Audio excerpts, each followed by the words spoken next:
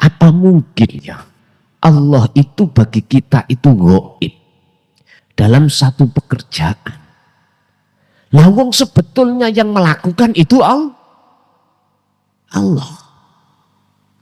Sehingga wujudnya Allah tidak akan mungkin bisa ditutupi oleh wujud apapun.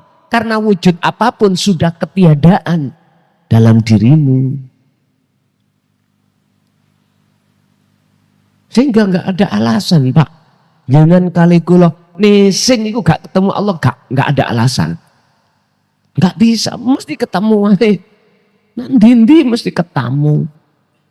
Ngalor gitu, jenengan, itu jenengan, jenengan sampai warang jeneng, ini wis.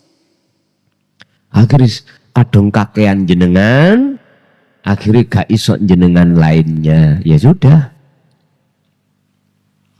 Inilah yang digolongkan dalam kitab hikam itu golongan maksum.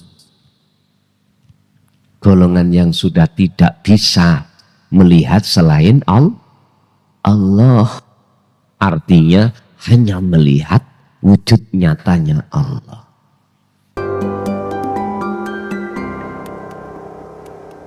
Man arafa nafsahu faqad arafa rabbahu. Barang siapa mengenal dirinya, maka ia akan mengenal Tuhannya. Qala dawuh sapa Allahu Gusti Allah fi surati An-Nahl ing dalam surat An-Nahl ayat 36. Rupane ayat walaqad ba'atsna lan yakti teman-teman wis ngutus sapa ingsun Allah fi kulli ummatin ing dalam saben-saben umat. Ngutus rasulan ing siji utusan sing tujuane rasul diperintahno ning setiap umat adalah ani butuh lan padha ngajak sapa rasul, hei kaumku butuh, ayo padha madhep sira kabeh Allah ing Gusti Allah. Bapak Ibu, yang dimaksud umat itu adalah bisa jadi kaum. Kalau kita bicara kaum di Indonesia banyak, anak kaum Jawa, Madura, kaum Dayak, Bugis, dan lain sebagainya. Kaum-kaum ini mesti Allah letakkan utusannya. Di dalam ayat lain Allah katakan Rasul sing diutus ini mesti paham bahasa setempat.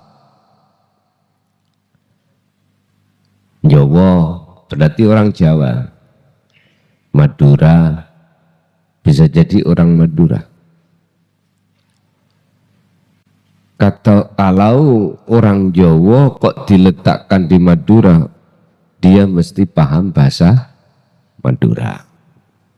Dan atau ning Indonesia bahasanya itu adalah Indonesia, kaum Indonesia misalnya, berarti mencakup seluruh kaum-kaum kalau kita bicara Indonesia. Bapak Ibu, dan juga kaum Rasul ini dari kalangan mereka dari kalangan umat yang ada di tengah-tengah bahasa itu. Lagi wakila lan den dawuhake seorang rasul ini mayoritas laki-laki. Ini kalau kita bicara syariat ya, nggak ada sepanjang sejarah itu seorang rasul itu laki-laki. Kalau kita bicara syariat, rasul terakhir itu adalah Muhammad ibnu Abdillah. Jadi nggak ada yang perempuan, semua laki-laki. Tapi kalau kita bicara tentang rasul itu dari sudut pandang hakikat, siapapun mayyasha, hamba yang Allah kehendaki, entah orang itu laki ataupun perempuan, atau enggak menyandang status laki-laki atau status perempuan. Kenapa? Wantu. Dikatakan laki-laki enggak bisa karena enggak punya tanda, dikatakan perempuan juga enggak bisa karena tidak punya tanda. Bisa saja toh, bisa jadi. Tapi tanda yang paling mencolok terkait Rasul dari pandangan hakikat adalah tidak jauh dari visi dan tugasnya Rasul. Apa? Mengajak anik butuh. Beliau itu mengajak hati umat manusia yang saat ini dalam kondisi gelap gulita, diajak a'budu, yang asalnya itu hati selalu mengagung-agungkan perkara selain Tuhan, dia diajak untuk mengagungkan Tuhan. Yang asalnya hati kita itu ada iman terhadap selain Tuhan yang sebenarnya bahasa Islam yaitu Allah Subhanahu wa Ta'ala, diajak untuk menyembah Tuhan yang sebenarnya. Simpel Kanjeng Nabi nek dawuh terkait Tuhan, ya enggak menyinggung orang yang berkeyakinan nama Tuhan Allah dan lain sebagainya, enggak. Cukup simpel bahasa beliau, ilahukum ilahu wahid. Aku diberikan Tuhan semacam sebuah wahyu yang isinya wahyu untuk mengenalkan terhadap Tuhan yang wajib kita sembah, yaitu ilahukum, Tuhan kamu sekalian, yaitu ilahu wahid, Tuhan yang Maha Esa. Cukup sederhana. Sehingga di dalam tanda kutip wahid ini, semua agama-agama baik Islam atau selain Islam, baik aliran ajaran ini mengungkap siapa wahid itu, yang mana. Lalu kalau toh memang di situ wahid itu sesuatu yang wajib ada, keberadaannya di mana? Karena tidak sah seorang hamba meminta, memohon, menghadap, menyembah kepada Tuhannya manakala si hamba tidak tahu mana yang disebut Tuhannya itu. Dalam istilah lain, tidak akan pernah kau bisa sampai pada tujuan terlepas kau berangkat sendiri ataupun dihantar orang, entah yang mengantar itu ribuan atau miliaran, semua dalam kondisi hati buta, tak akan sampai tujuan. Ini nggak dipikir oleh umat manusia, nggak dipikir. Sehingga dia lupa terkait apa yang mestinya harus dia dapatkan saat di dunia ini. Seluruh agama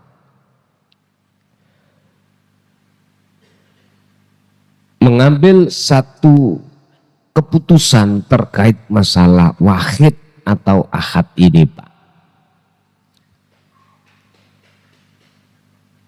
Entah bahasanya beda-beda, terserah. Seluruh agama, walaupun ini tidak pernah dikumpulkan dalam satu majelis untuk mendiskusikan tentang siapa dan di mana wahid itu, beliau-beliau mereka itu ngambil keputusan itu tidak satu dan tidak dua. Dalam bahasa wahid atau ahad disepakati tidak ada yang lain. Hanya itu. Terus untuk mencapai tiada yang lain atau wajibnya yang wujud bagaimana? Berbagai agama mempunyai trik sistem sendiri-sendiri. Berbagai kepercayaan mempunyai sistem sendiri-sendiri. Kalau dalam agama Islam berarti sistemnya adalah inna lillahi wa inna ilaihi raji'un.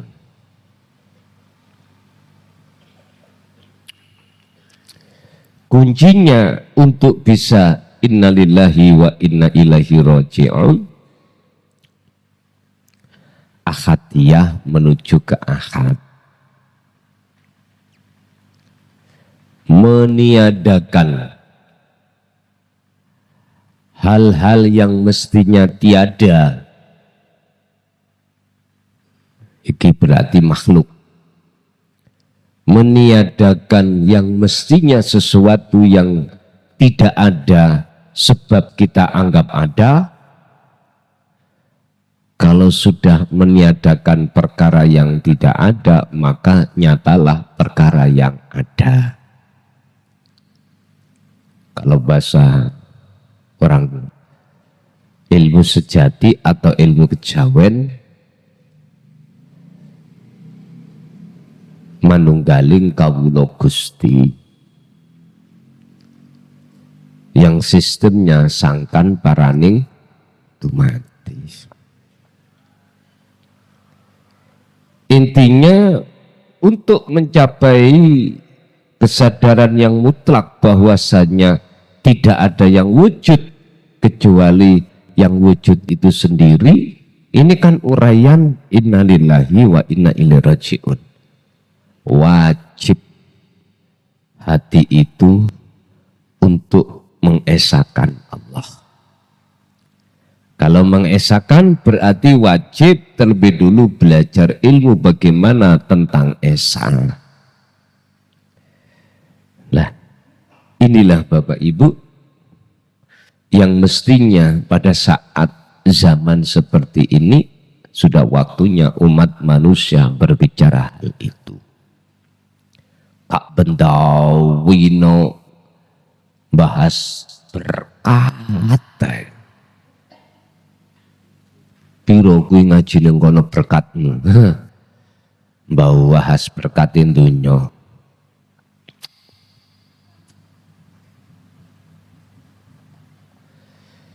Loh, inilah gara-gara perkara jiwa yang seperti inilah Pak Bu, dalam kegelapan akhirnya Nabi Ibrahim diturunkan. Mengapa Nabi Ibrahim kok ngopecok atau kapak memenggal seluruh berhala-berhala pada saat itu? Maksudnya ya di sini. Merobohkan seluruh berhala-berhala. Cuman aja pada saat itu kok ya sik ono ditinggal lan sitok. Siji sing gede dhewe gitu. Yang paling besar terus kapaknya dikalungkan pada yang besar. Itu maksudnya untuk diajak dialog antara Fir'aun dengan Nabi Ibrahim. Raja Namrud, mohon maaf, berdialog. Ya, apa yang kusampaikan ini terkait masalah dinu tauhid di tengah-tengah syariat supaya beliau-beliau itu belum berdialog. Dengan bentuk apa? Gerakmu sebab ada yang menggerakkan. Lah, ini supaya mau diajak dialog. Memang miturut Qur'annya berdialog. Berdialogi Nabi Ibrahim ngeten. Hetah Raja Namrud, nopun jenengan boten mikir tah. Yen Tuhan sampai kali kulo sembah itu nggak bisa berbuat apa-apa. Sebab makalah saya jenengan tolak. Makalah yang mana? Ketika saat Nabi Ibrahim ditanya siapa yang memenggal semua kepala berhala ini. Itu dituding segede dewi loh Pak ya. Itu. Terus jawabin Namrud bagian, ya nggak bisa, wong patung kok. Loh, kejebak dalam dialog dia. Kejebak dalam dialog. Kalau toh memang nggak bisa, mengapa kau sembah? Loh gitu loh.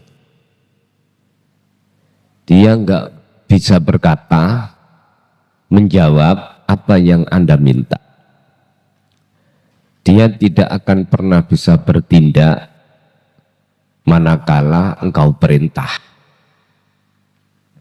Malakum dzarraw wala naf'an. Sebetulnya dulu itu agak sudah sadar Pak. Cuman berhubung gengsi, sebab statusnya sebagai orang yang ditokohkan, dirajakan, karena punya kekuasaan. Nek cara sekarang punya pengaruh di tengah umat sebab ilmunya. Sebetulnya dengan itu sadar. Kalau dia mau ngen iya. Aku yo ora iso apa-apa. Iso apa-apa itu bisanya apa-apa sebab ada sumber illa billah. Mereka sebetulnya itu satu sisi sadar, tapi berhubung beban mental di tengah masyarakat wis kadung ngomong. Lah iku jadinya. Ini kalau kita akal ngomong loh Pak ya. Siapapun pasti akan bisa menerima terkait geraknya seluruh makhluk ikut sebab ada yang menggerakkan. Nah gitu dah. Zona di sini lo sebetulnya sadar. Berhubung ketutup ilmu, akhirnya ya nggak sadar-sadar. Akhirnya akhirnya mboten sadar-sadar, tidak sadar-sadar. Bapak Ibu hadirin rahimakumullah. Akhirnya Raja Namrud oleh karena sudah kadung beban mental, dia dengan kaum pada masa itu tetap secara lesan tidak bisa berkata kalau yang memenggal itu patung yang paling besar. Tetap Nabi Ibrahim yang dituduhkan itu gitu. Loh, kalau ada kesadaran sebetulnya dalam diri siapapun terkait selain Allah itu tidak bisa memberikan manfaat atau mencegah mudarat, mengapa umat manusia masih saja ada yang ngeduk-ngedukno jabatane, dunyane, statusnya. Kalau Anda sudah sadar, mengapa harus terus begitu? Inilah Pak Bu yang menjadikan seseorang itu gelap sampai pada masa yang belum bisa kita tentukan. Bapak Ibu hadirin rahimakumullah. Fungsi dan tujuan seorang Rasul, misi dan visi dan misinya adalah ani'budu, mengajak hati seluruh umat manusia untuk menghadap Allah ing sejatine Allah, yaitu Ahad Esa. Satu sisi, berhubung di dalam hatinya itu penuh dengan perkara-perkara selain Allah wujude, maka wastanibu, lan diajak untuk menjauh, jauhilah atau huta ing perkara-perkara selain Allah itu disebut berhala. Jauhkan. Berimanlah kau pada yang ahad dan tinggalkanlah imanmu terhadap selain ahad yang tadinya sudah memenuhi hatimu. Maksudnya gitu. Tapi bagaimana reaksi umat Pak? Mulai zaman Rasul siapapun sampai kapanpun mesti jadinya seperti ini. Apa? Wa minhum faminhum man hadallah.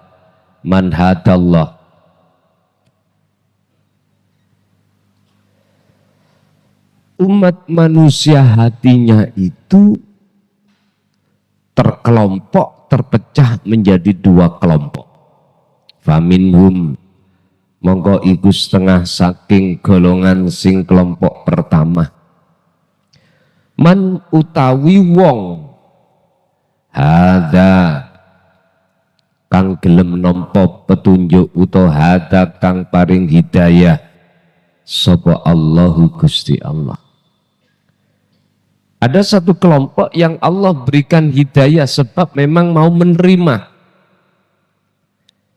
Ibarat gelas Pak, katakanlah ini gelas kosong. Terus nomor loro gelas yang tidak gelas kosong tetap tapi ono tutupnya, satunya enggak ada tutupnya. Gelas yang kosong ketika kita masuki air dia mangap. Bahasa mangap manhadallah, siap menerima. Artinya siapa di antara Anda semuanya umat manusia ketika dinu tauhid, ilmu yang untuk mengesahkan pada Tuhan itu disampaikan, dia langsung respon hatinya. Ada semacam klik, terlepas langsung atau tidak langsung. langsung berarti berhadapan dengan figur seseorang yang Allah utus atau tidak. Tidak berarti jenengan nyetel ning YouTube. Sudah nggak ada bedanya di sini. Penyampaian ini jangan kita tarik ke ranah syariat. Kalau jenengan tarik ke ranah syariat, mboten sah. Yang mendengarkan di YouTube itu sebab tidak bertemu langsung pada orangnya. Bapak Ibu rahimakumullah, Gusti Allah mendapatkan cara yang terbaik, yang termudah. Mengapa Allah secanggih ini menyampaikan walaupun tidak bertemu seorang figur di hadapannya itu kita anggap tidak sah, padahal semua itu sumbernya dari Allah. Kita akan mengatakan sah tatkala kita memakai hukum hakikat. Sebab hukum hakikat, hukum aslinya semua itu bersumber dari Allah. Walaupun YouTube, Pak, HP jenengan bisa bunyi karena siapa? Loh, itu kalau kita kembalikan ke aslinya. Kalau Anda mengatakan tetap tidak sah sebab tidak ketemu langsung, sekarang terhadap Kanjeng Nabi Muhammad pernah ketemu langsung tak sampai nih? Kalau iki ajaran Rasul. Kurang panjang, kurang masane, kurang tebih ya nopo. Oke, kita belajar brimo wis gak usah. Sebab ning Quran iki jawab kelompok pertama, faminhum man hadallah. Mulutnya, hatinya seorang yang mendapatkan hidayah itu mangap. Ibarat gelas mangap. Udah, mesti masuk airnya itu.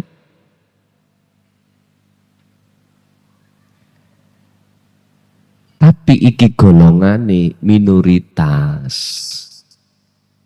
Minoritas, tidak mayoritas.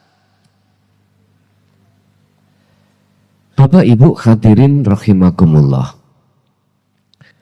Setelah didiskusikan terkait definisi tarkib siapa sesungguhnya Allah yang disebut ahad itu, ilahukum ilahu wahid itu. Terus di mana beliau keberadaannya? Sudah ketemu, terus memakai sistem taklim muta'alim, lalu disampaikan di tengah masyarakat, dikenalkan tentang sistem ini, sistem itu, terserah. Kebanyakan mereka lari, tidak mendekat tapi lari menjauh. Apalagi bahasa sistem ini kita pakai selain Al-Quran. Orang-orang yang merasa ditokohkan sebab dunianya berbentuk ilmu, berarti alim, berarti mu'alim. Atau sebab kedudukan, dunia sebab kedudukan atau harta benda, dia akan menjauh. Karena apa? Karena hatinya itu pikirane gak ono karep marek nang Gusti Allah mendekat, tapi justru marek nanggone hubus syahwat. Itu pasti. Makanya umpama disuruh turun dari jabatan gak gelem, tetap harus milikku. Yang baru-baru terjadi, masyarakat minta DPR turun semuanya toh, ora gelem Pak. Nah iya ini gak gelem, bondone durung balik kok. Kalau sudah balik pun, sudah kembali modalnya sih tetap nggak mau. Itulah perbedaan antara golongan yang merasa dan tidak merasa. Kalau toh pun itu terpaksa harus turun, nek terpaksa ya udah nggak bisa apa-apa.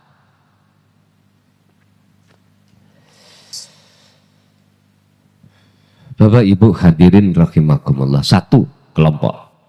Wa minhum lan iku setengah saking golongan sing nomor loro, man utawi ana wong hakot kang sih dengkal. Apa dengkal iku? Angel alaihi ngatasi man apa adzolalatu metune sangka dene kegelapane atine man. Ada satu golongan lagi di mana dia tidak hanya dia menolak, tetapi dia itu masih tetap ingin duduk di alam kegelapan. Di dunia ini. Makanya tondonen apabila hati dalam alam gelap seneng sampai kali kula masih ono dunya. Nek dibicarakan tentang kematian, moh.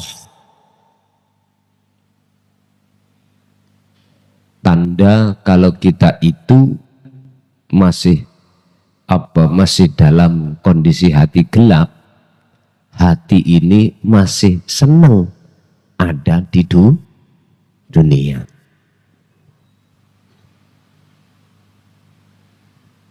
Apalagi kita masih terasa muda, Pak.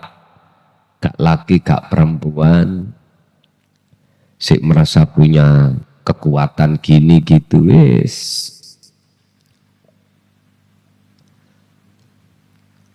Ojo matek sih, ngono sih. Tapi satu sisi gak gelem dan zikir atau kholwat gak gelem. Gak gelem. Makanya Kanjeng Nabi kalau memberikan teladan yang paling diprioritaskan di antara beberapa teladan itu adalah liman kana yarjullaha wal yaumal akhir. Lekas masuklah alam akhirat.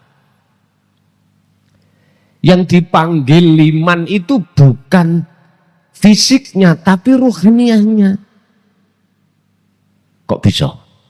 Iya, karena habis liman ada kalimah yarju roja'a. Apa? Keinginan. Keinginan itu nanti toh, ning ati pun indas toh. Ning ati.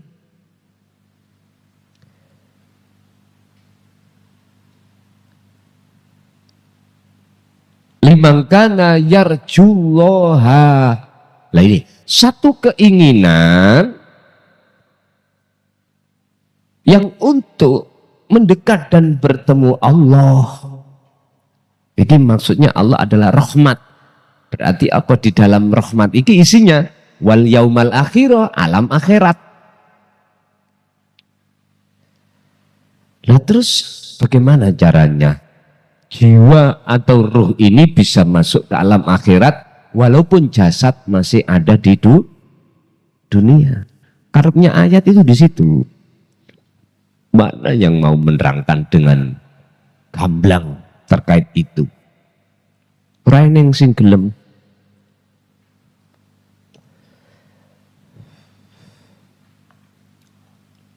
Karena memang sangat berisiko. Sehingga yarjullaha iku maksudnya keinginan besok ning akhirat ketemu rahmat, ketemu Allah. Bapak Ibu, akhirnya kita itu disuruh berangan-angan aja. Ngen-ngen berangan-anganlah besok itu alam akhirat sana. Dia ngen-ngen. Ya nggak bisa sambung lah Pak. Nggak bisa sambung. Karena mereka memikirkan fisik. Oh, nggak bisa di dunia masuk alam akhirat. Alam akhirat itu besok. Pikirannya itu jasmani, padahal ayat itu jelas ruhani. Bahasa liman terhadap orang ini tidak masuk jasmani, Pak. Kok bisa? Karena hal-hal yang berkaitan dengan keinginan itu di dalam hati. Berarti ruhaniyah ini nggak bisa dicampur, Pak, nggak bisa. Nek jasmania ini keinginan kita, ya urusan fisik, urusan dunia, suksesin dunia. Tapi ruhaniyah nggak boleh, harus limangkana yarjullaha. Sehingga memakai Qur'ani kalimat yarju. Jadi satu keinginan untuk bertemu Allah. Di mana? Wal yaumal akhirah. Ya ning alam akhirat. Berarti alam akhirat gak usah kita menunggu apa keterangan yang selama ini kita dengarkan, kita didoktrin. Besok setelah dunia saisine ini dihancurkan Allah. Bukan itu, bos. Jangan umat kau jak berangan-angan. Yang angan-angan itu nggak akan ketemu. Karena yang mengangan-angan itu dalam kondisi hatinya gelap gulita atau buta. Wis, gini aja. Siapa di antara kita yang mata fisik ini dalam keadaan buta? Coba ngeno ning diri panjenengan iku, yo kapan yo aku bisa nyampe menang tujuan terhadap tujuanku itu? Nggak bisa. Apa yang kita angan-angan nggak akan pernah terjadi. Itu namanya tamani. Mengharapkan sesuatu yang tidak mungkin hal itu terjadi alias mohal.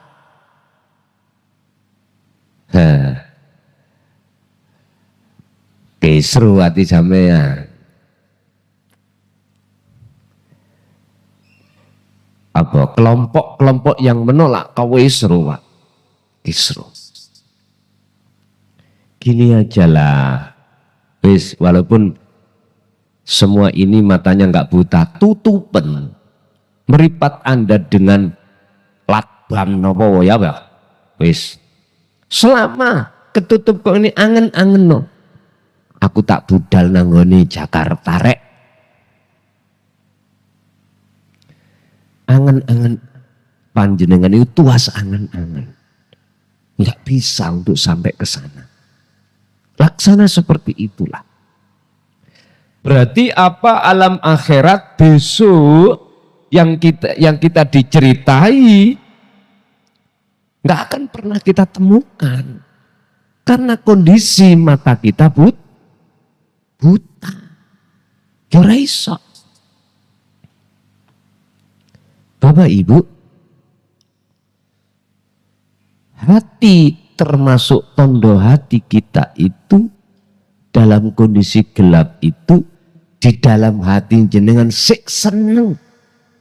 Jiwa ini masih di alam dunia. Terus bagaimana caranya? Rohaniyah saya bisa tinggalkan alam dunia, masuk ke alam akhirat. Kan sering saya katakan, kholwato. Kholwat kan tidak harus zaman duduk sendirian. Kholwat kan tidak harus jenengan berdiri sendirian atau berbaring. Enggak. Kuncinya apa? Wadzakaro. Loh, terusnya ayat. Lan ilingo Allaha atimu ing Gusti Allah kathiron kelawan saukeh-ukeh wa dzakarallaha kathiron. Iki kuncinya sudah. Walaupun di dalam ayat itu tidak dijelaskan secara terperinci zikir yang bagaimana, kan sudah sering saya katakan, Anda wajib paham dan nanti memfungsikan yang namanya zikir sirul asrar. Makanya mana zikir ini dibuka?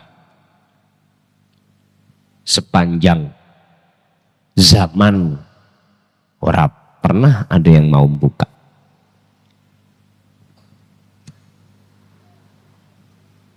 Apalagi zikir tingkat puncak yaitu fana'ul zikri.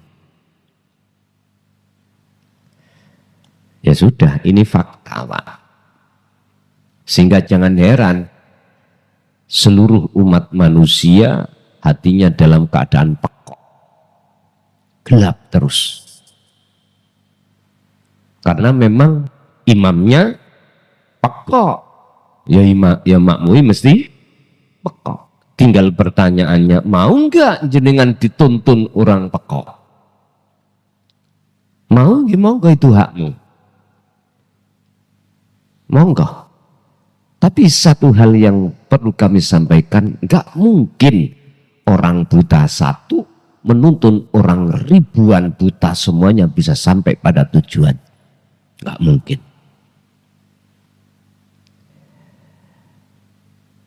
Jikalau masih tetap tidak percaya, fasiru mongko podo mlaku sira kabeh. Artine tamasao, endangono, kono ziaro. Kemana? Fil ardin, dalam bumi. Maksudnya adalah di situ, di negara ini pernah zaman Rasul itu, dulu kaumnya itu apa? Ada yang membantah, ada yang menerima. Jadi ada istilah apa batu nisan ini apa? Peninggalan ngene kalau. Petilasana. Iki mbiyen yo kaum Nabi Lut gara-gara seneng padha lanani. Terus akhirnya Gusti Allah menyuruh utusane Lut iku untuk menyampaikan hukum-hukum undang-undang tentang supaya meninggalkan perilaku enggak benar menghadap pada Allah. Gak gelem dihukum, ditenggelamkan. Lah, iki zamane Nabi Nuh. Karepe fasiru fil ardi itu di situ. Ziarah, tontonan sejarah-sejarah itu. Paling tidak jenengan mau membaca Quran. Apa akibat setelah kita itu menolak ajaran itu dan kita dimasukkan kelompok kedua? Apa akibatnya? Akan tahu. Fandur mongko do ningalana sira kaifa kana akibatul mukadzibin. Bagaimana akibatnya orang-orang yang mendustakan tentang tauhid. Udah gak di duit budal nang Mesir, gak di duit kayak budal nang Mekah atau kaum-kaum sing ada sejarahnya. Cukup pandanglah keadaan hatimu, karena di dalam hatimu lah sejarah akan berkata. Barang siapa saat hatinya itu jauh dari tuntunan dinu tauhid untuk mengesahkan Allah. Gak usah kita itu bicara tentang keadaan diri kita orang miskin, orang kaya pun. Gak usah kita bicara tentang kita sebagai rakyat biasa, bahkan pejabat pun.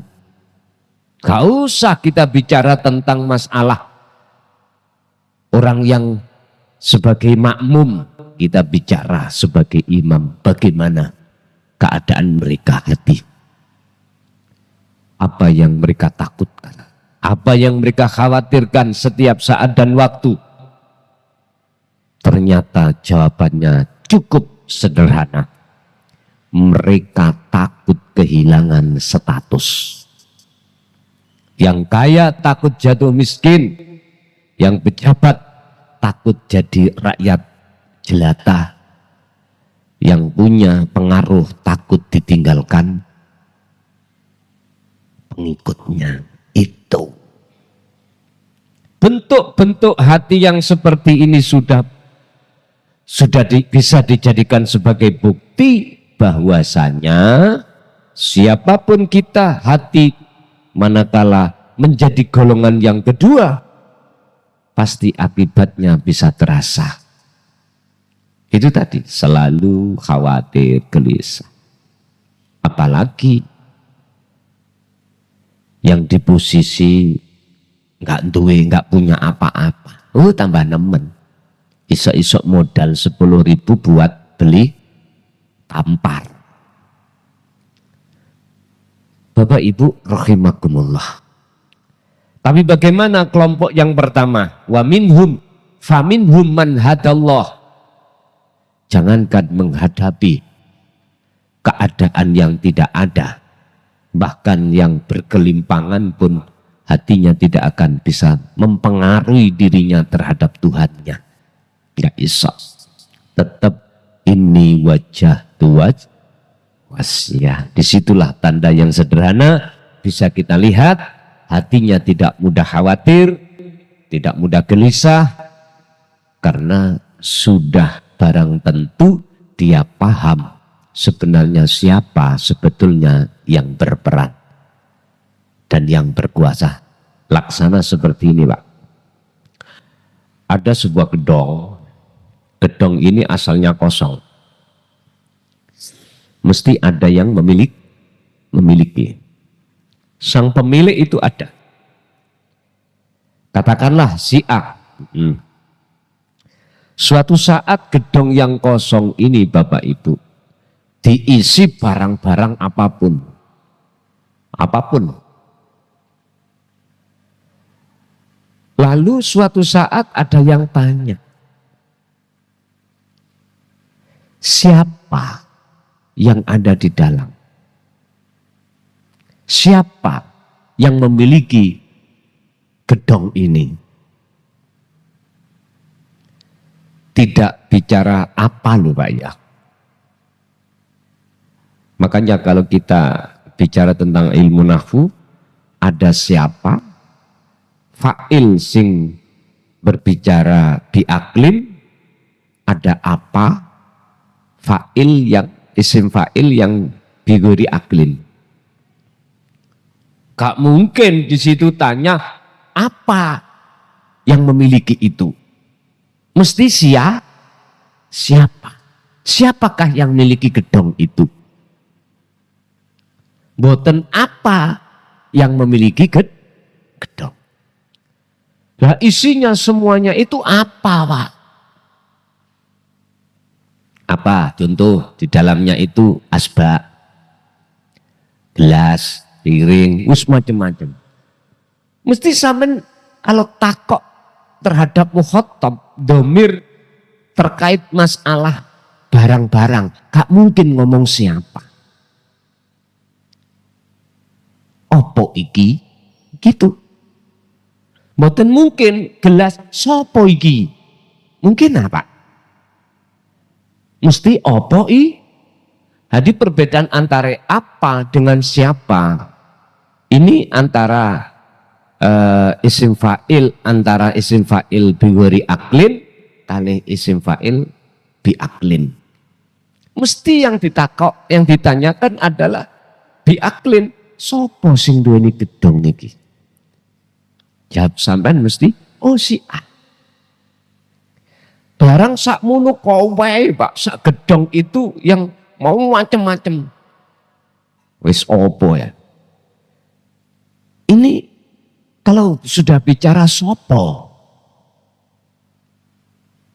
ini fana sudah. Nggak ada. Karena yang ditanyakan sopo. Sebetulnya ini sebuah sindiran terhadap kita. tentang ilmu ini sebuah sindiran. Mengapa tanyanya kita, apa sing duwe gedang itu? Kok siapa? Bapak Ibu hadirin rahimakumullah. Inilah maksud sistem manunggaling kawula Gusti bisa lewat sini.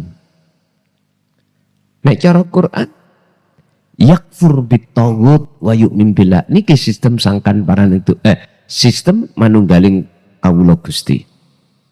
Meniadakan perkara-perkara yang aslinya itu tiada, oleh karena kita anggap ada, ini harus ditiadakan supaya ketemu yang sesungguhnya yang ada. Ya siapa itu tadi? Kalau bahasanya ke Allah, sing wujud Allah itu biar nyata di dalam hatimu atas wujudnya. Yo tiadakan perkara yang tiada yang sebab kita adakan. Itu tadi.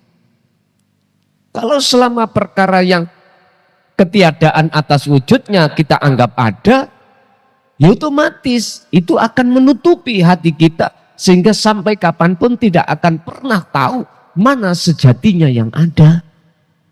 Nggak bisa, Pak. Makanya bahasa sederhana kami gini, Pak. Mengapa Allah wujudnya itu tidak nyata, tidak tahu bagi diri saya, padahal katanya dekat? Itu karena tertutupi oleh adanya saya. Loh gitu loh. Berarti adanya saya yang asalnya ketiadaan diri saya itu akan menjadikan sebuah tutup hati saya pada Allah. Akhirnya yang ada, yang nyata itu tidak nyata.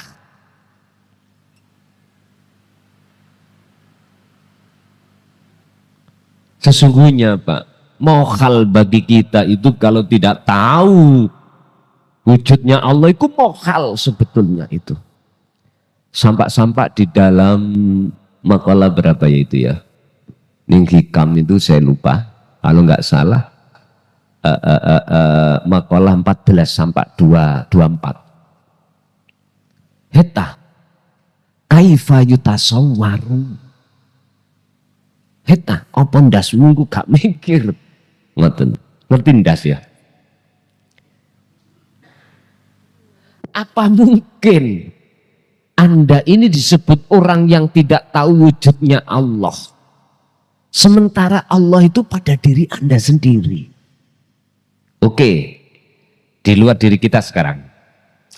Apa mungkin ya Allah itu bagi kita itu gaib dalam satu pekerjaan? Lawang sebetulnya yang melakukan itu Allah.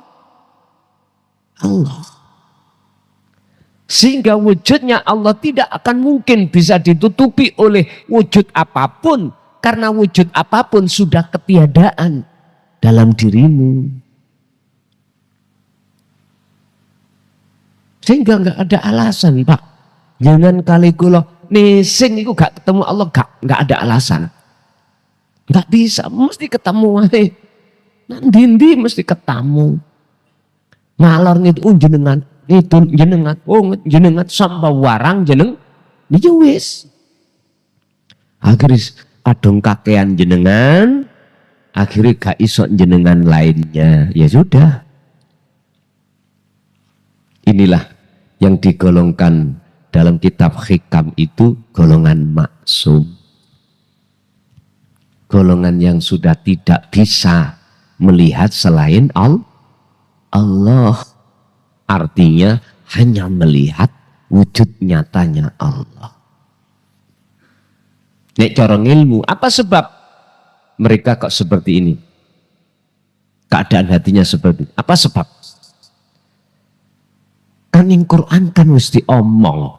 Dan sebagai teladan kanjeng Nabi, wa dzakarallaha katsiran, kuncinya karena dia selalu berpikir hatinya.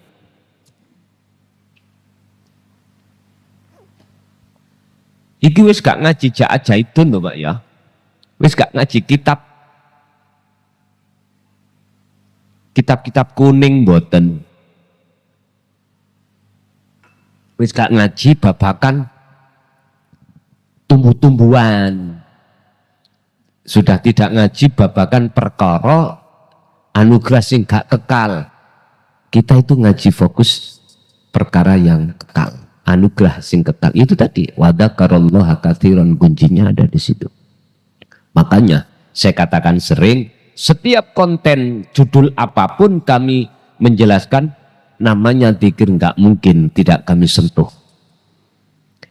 Itu saking apa? Saking pentingnya untuk nasihat-nasihat terhadap kita, Pak. Jenenge wong lali iku wajib dielingno, iku namanya nasihat. Tapi wong dusta, berdusta, mboten nasihat, dijejeki. Bahasa Quran itu nadhiron, diperingatkan. Karena dengkal. Makanya tadi dikatakan wa minhum man haqqat alihi dhalalah. Itu namanya orang wangkot, orang dengkal. Apa mang tadi bahasa Indonesianya? Angel. Karena apa? Memang tertutup. Cara gelas tutupi ku sik dicantol noy, dikasih air apapun ya tumpah-tumpah. Makanya saya tidak berputus asa, tetap walaupun tertutup tak gerojok. Sopo ngerti, walaupun tidak lewat ngaji langsung, waktu tidur terus Gusti Allah mimpekno kiamat. Akhirnya ketakutan. Waktu mau menjelang tidur, dia itu angen-angen. Iya tak angen-angen iku. Omongan arek iku mengono bener. Tapi lumbang hatiku mau mangkel. Aku nolak. Iya. Apa sing tak kumpulno donya akeh ngene. Jare arek iku mangkok mesti ditinggalno. Iya nek bener. Bojoku sing ayu sing tak kadang-kadang nanti tak gandeng, habis itu aku lu ditinggal. Ngoten niku.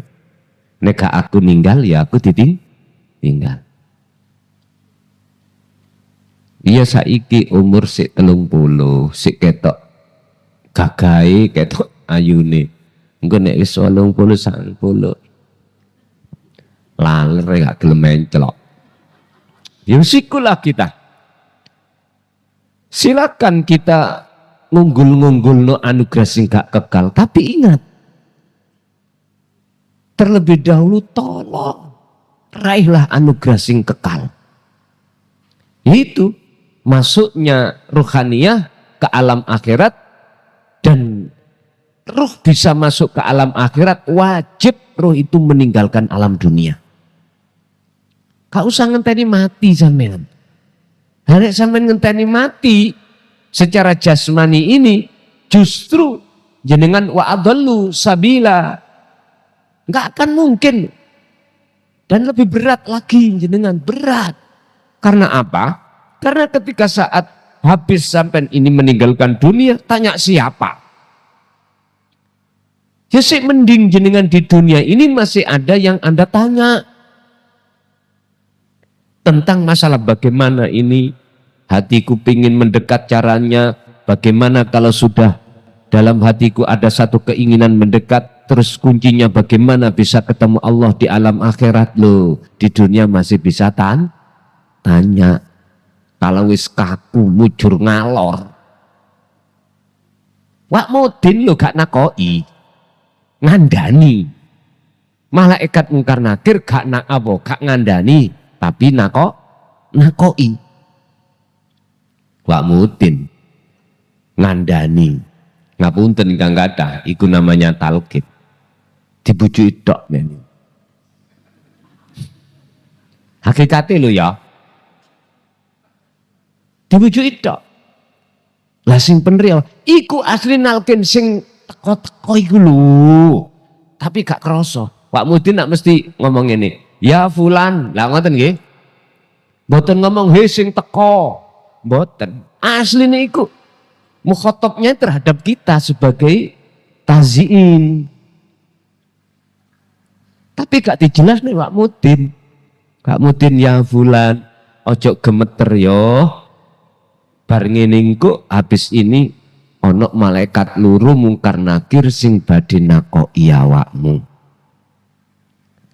Ojo wedi. Tak tuduhno jawabane. Yen pitakoni iku kaping pisan marbuka sapa jenenge pangeranmu, jawaben Allahu Rabbi. Lah ngoten nggih. Niku asli nang sampean. Beliau itu sudah mati wis gak ada kesempatan wisan. Lah kesempatan itu sing teko iku. Lah sampeyan tinggal nek nalkin nak grutuk-grutuk moro lak ngoten. Gak ngerti asine sampean ditalkin. Ngoten lho. Tapi setahu saya Pak, nggak pernah dijelasno kalau nalkin itu beat pada yang datang-datang, enggak. Entah kapan Mudin iki sing wani ngono. Gak nalkin ngene. Hei wong sing teko. Mestine ngoten, Pak. Sing penting aku lak wis ngandani nang ngene petugasku. Sing kok kandhani iku duduk mayite. Tapi sing kok kandhani iku sing teko.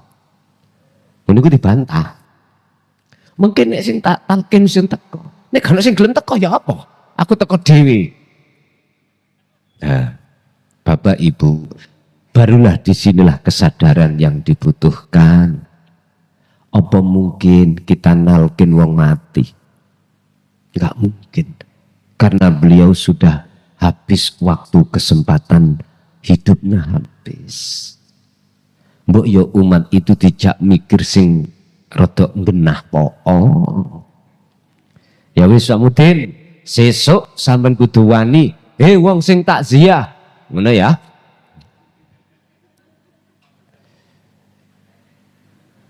Maksudnya malaikat loro iku sapa sih? Apa mungkar nakir? Bukan. Ya takdir enak gak enak iku lho Pak. Awakmu kudu jawab iki sangka Gusti. Lho ngono atine. Imane kudu arahnya di situ. Tapi diplesetno lewat ajaran nalkin terhadap si mayit. Pak Nyun Sewu. Mungkin jenengan sing paham tentang wayang ya. Asline dalang niku dakwah. Genahno dapuk-dapuke lakon-lakone wayang iki. Asline kepada kita. Bukan pada si wayang iki, bukan. Niki lho plesetan. Iki plesetan. Iki tembung isyarat cek cara orang itu gak gampang kesinggung. Ngoten. Kalau bahasa saya ngoten niku wis jaman biyen rek jane ngono. Nyatane gak paham-paham wong-wong. Langsung ae po urusan tawuran yo ngarep. Lah ngoten toh. Makanya kami wis tidak akan pernah mau untuk menyampaikan tentang dinu tauhid dengan bahasa kinayah atau isyarah. Sudah nggak mau aku. Nggak mau. Karena fakta mengatakan kami sendiri Pak selama 5 tahun. Coba bayangkan. Kami pada tahun 2000 sampai 2005. Jamaah tidak sebanyak itu. Hanya hitungan jari Pak. Ning gubuk tak takoi. 5 tahun paham. Japane gak ngomong gak. Mek sirahe godhog. Coba. Yuk gak salah. Dia mengatakan godhog. Karena apa? Bahasa yang kusampaikan itu selalu kinayah. Selalu sanepan. Enggak bisa disalahkan. Kalau kita bicara salah menyalah sing kucluk imame. Ya saya sing kucluk. Makanya aku beranikan diri untuk melewati lautan. Siapa yang tidak bisa berenang di lautan yang tanpa batas akan tenggelam dan mati. Dan itu mohon maaf harus kami lewati karena memang itu harga mati. Saya lewati sampai paling tidak orang sak kampung mengatakan saya gila. Ya sudah, itu sebuah tarikh sejarah kisah yang harus saya lewati karena memang mengharapkan supaya tidak menyampaikan dengan sistem kinayah tapi sistem blokosuto. Tahu blokosuto? Apa adanya, wis gak ngomong wayang, lagu ni wayang tapi kelakuanmu ngono langsung. Jadi gak ngomong sopo sing gak kesindir Pak, siapa yang tidak merasa hati merasa tersinggung. Urusan belakangan ya wis belakangan, urusan sing mangkel ya ben mangkel, urusan sing atine kerut ya biar kerut tapi lekas sembuh. Ngoten lho. Sama halnya kalau kita punya penyakit, kalau kita takut dengan suntik Pak, takut dengan obat karena pahit dan sebagainya, jangan harap akan bisa sembuh. Bahasa logika. Maka jangan takut dengan suntik, obat, pahitnya jangan, tetap kita telan. Baru di situ nanti saya suwe namanya lama kelamaan akan terobati, penyakit itu akan Allah singkirkan dari tubuh Anda. Sama dengan hati kita yang penuh berpenyakit ini, obat yang langsung dari Allah yang kita anggap itu adalah menyakitkan, kita anggap sebagai sesuatu yang merusak, katakan, justru sebetulnya itu adalah membangun, memberikan kehidupan baru terhadap hati kita. Dan itu bisa Anda rasakan sendiri atas pertimbangan sebelum dan sesudah hatimu selalu berpikir dalam rangka untuk mencapai rahmah, mencapai pertemuan terhadap Allah di alam akhirat ini. Makanya Anda jangan takut kalau Anda khalwat, baik dengan keadaan berdiri, duduk, ataupun dalam keadaan berbaring. Di situ Allah tampakkan perjalanan roh keluar dari jasmani. Jangan takut, sungguh jangan takut, karena itulah perjalanan mi'raj suluk jenengan roh meninggalkan alam dunia menuju alam akhirat. Gak usah sampai duwe ati khawatir, tapi jangan lupa selama jiwa atau ruh ini belum sampai ke singgasana Allah, yaitu alam musyahadah, alam akhirat, jangan dikira nafsu tidak mencari cara untuk menakut-nakutin jenengan supaya tidak lekas berangkat terus. Pasti mereka tidak akan pernah ridho melepaskan Anda dari cengkramannya.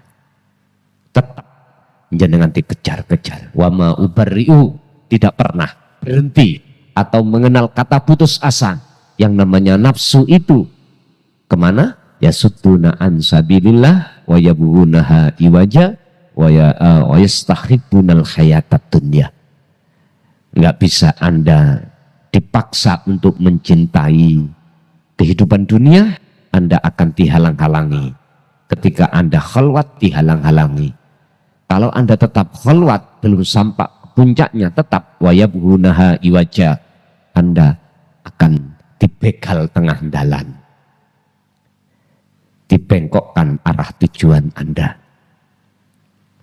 Sehingga kadang-kadang nyun sewu Bu Pak ya, jenengan mulai di rumah sudah kenceng ingin mendekat pada Allah dan bertemu Allah. Tak nang JB saya, oke, saya tak ngaji, tak khalwat ning JB, nang pondok, karena di rumah aku yo gak penak. Ada yang Allah berangkatkan ikut sebab macam-macam, sebab ditinggal bojone minggat, iso uga, sebab memang ditinggal minggat gak mulih-mulih alias mati, iso uga, bahkan kadang ya berutang, iso uga, atau masalah. Loh, itu dengan cara Allah sendiri. Wis biarin. Lah kok ketika sudah kenceng di sini tengah jalan, waya begunaha iwaja, nafsu itu masuk di dalam hati, membengkokkan arah tujuan jenengan. Seperti contoh, ngapunten Kang Kanda, wis enak-enak aku noto ati kenceng nang Gusti Allah. Lah kok ono nafsu mendo-mendo si A, mendo-mendo si B, mendo-mendo si C, mengarahkan jenengan supaya condong ke situ. Udah, ini tanda kalau kita itu awalnya sudah benar, tapi di tengah jalan terjadi pembengkokan. Padahal di situ dikatakan ulaika fi dhalalim ba'id. Ketahuilah, sesungguhnya mereka yang mana? Yang ini yang kena, yang mengarahkan, membengkokkan arah tujuan sampean, berarti siapa? Ya termasuk setan, iblis, nafsu, dan bolo tentarane nafsu itu. Fi dhalalim ba'id. Jelas di dalam kesesatan yang amat jauh. Kau ikutikah dia? Ataukah kembali ke laptop? Tujuan Anda terserah. Tapi ingat satu hal, Anda tidak akan bisa lekas sampai pada satu tujuan manakala hatimu masih menoleh ke kanan, menoleh ke kiri. Lurus aja, Anda pasti akan sampai tujuan.